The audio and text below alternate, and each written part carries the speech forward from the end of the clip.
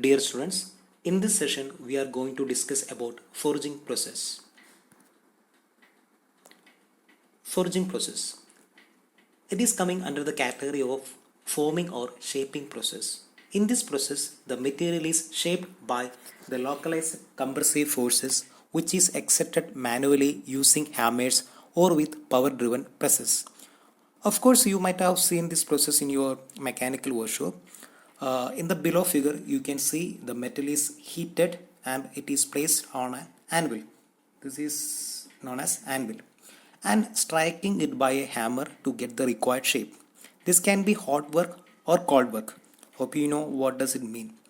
But the term forging usually implies for hot forging, which is carried out at a temperature above the recrystallization temperature.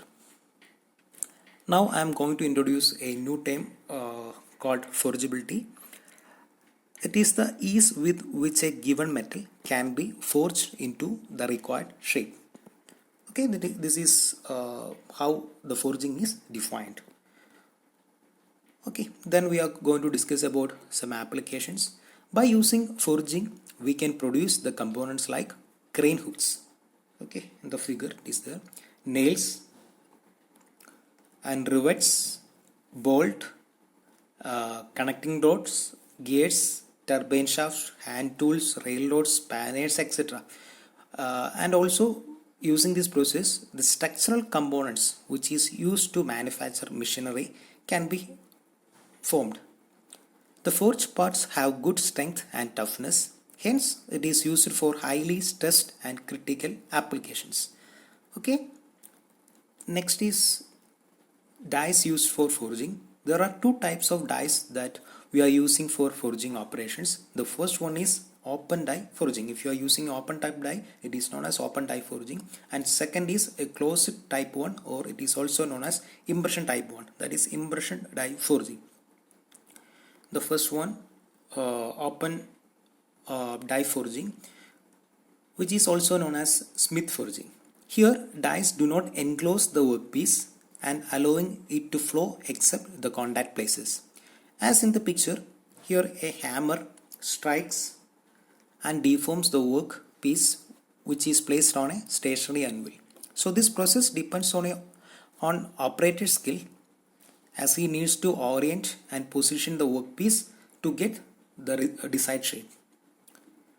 Okay, in the second figure, we are striking the upper die to get required shape. The dies are usually, we are continuously applying the force on upper die to get the required shape. Okay, the dies are usually flat in shape or round in shape or concave in shape or convex in shape as per our requirement. Okay, next is about closed die. In closed or impression die, workpiece takes the shape or impression of the die cavity while being forged between two shaped dies as shown in figure. Here it is the figure. This process is usually carried out at elevated temperature, that means above recrystallization temperature, and is used for forging complicated shapes. If you require a complicated shapes, we go for this kind of process. And the excess metal that is squeezed out of the die cavity, the excess metal that is squeezed out of the die cavities is known as flash. This flash is an unwanted thing, and after forging the flash is removed in this process. Okay, now we are going to discuss about different types of forging operation. The first one is hand forging, second is drop forging, and third is press forging. Okay, the first one is hand forging. As the name implies, here hand tools like hammer, chisel, etc. are used for this operation. The workshop where this traditional forging operation is carried out by a blacksmith is often referred as smithy. Surely, this hand forging process is not recommendable for mass production. Okay. In smithy, using hand, we can perform a number of forging operations. For the time being, I am only describing about 10 such operations, which are: the first one is upsetting, second is drawing down, which is also known as necking down, third is setting down, fourth bending, fifth is welding type operation, and sixth is cutting, and seventh is swagging, and eighth one is drifting, ninth is fullering, and the last one is edging. So we are going to discuss one by one these 10 hand forging operations. All these operations are done by using your hand. Okay. The first operation is upsetting. In upsetting, cross-sectional area of a bar is increased, and for that the portion to be upset is heated and then hammered axially. In the figure, we can see the heated portions cross-section area is increased by continuously hammering. We are heated this portion and we are hammering it from here, and the output is the cross-section area will increase.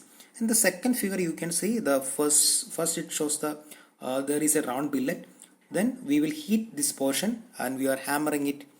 Then the end is only the end side is the cross section area of end is increased. And in the second figure, we are heated at the center, and now we are applying forces through hammering, and the mid portion is enlarged.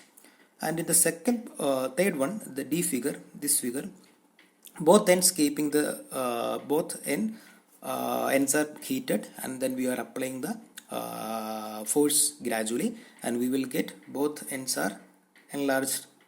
Okay, this is upsetting. We are increasing the cross-sectional area of a bar. Next is drawing down. It is a process of reducing the cross-section of a bar by increasing its length, and it is known as drawing down. Here we are increasing the length of a bar. You can see a movable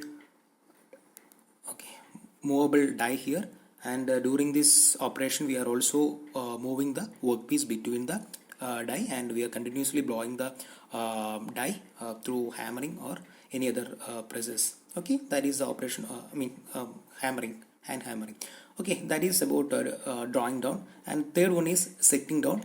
Local thinning down operation using a set of hammers. So that is known as setting down. We are using a set hammers for this process. And the fourth one is bending. As in the figure, the bars and rods are bent by hammering. We are heating and we are applying this force on these bars, and we will get the shape accordingly. Rings, hooks, etc. are formed by this operation. Next is forge welding. Using forging operation, we can weld. What is welding? Joining of two metallic surface is known as we are joining the two metallic surface, and using this forging operation we can join two metallic surface. Okay, for this surface to be joined are heated to a temperature about 1000 degrees Celsius and applying pressure at the mating surfaces. Okay, we are heating the surface above 1000 degrees Celsius. Then we are using a hammer, apply pressure on this mating surface, and by this the surface will be joined together. That process is known as forge welding. Next is cutting. So in this process we are using a tool called chisel.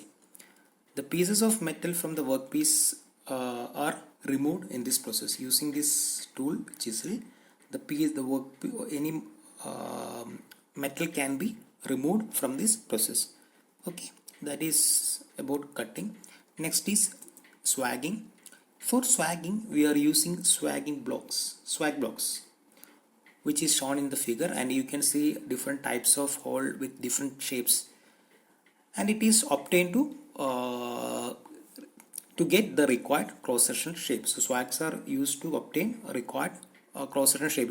If you require this round shape, we can use this hole, and if you require this square shape, we can use this hole. And top swag and bottom swag are used for swagging operation. Workpiece is held between these top and bottom swags and is hammered, and we will get the required cross-section shape. And the next one, eighth one, is drifting. So these are the drift The process of increasing the diameter of a punched hole is known as drifting, and for this we are using a tool called drift, and it has a tapered end, and drift is made to pass through the punched hole to produce this finished hole. So this is already a punched hole. This is our drift, and it is tapered at the end, and then we are the drift is made to pass through the punched hole to produce the finished bolt or required dimensional hole. Okay, and next is operation is fullering. By fullering, the cross-sectional area of a portion of a stock can be reduced. The metal flow outward and away from the center of the fullering tool. So these are the fullering tool or die used for the fullering. So here the cross-sectional area of a portion of stock can be reduced. Okay, and the last one operation by hand is edging. So in this process, this is a process of concentrating metal using a concave shaped open die. It is used to shape the end of the bar. Okay, this process is used to shape the end of the bar. So you can see in the figure, this is the bar, and the die is having a concave shape.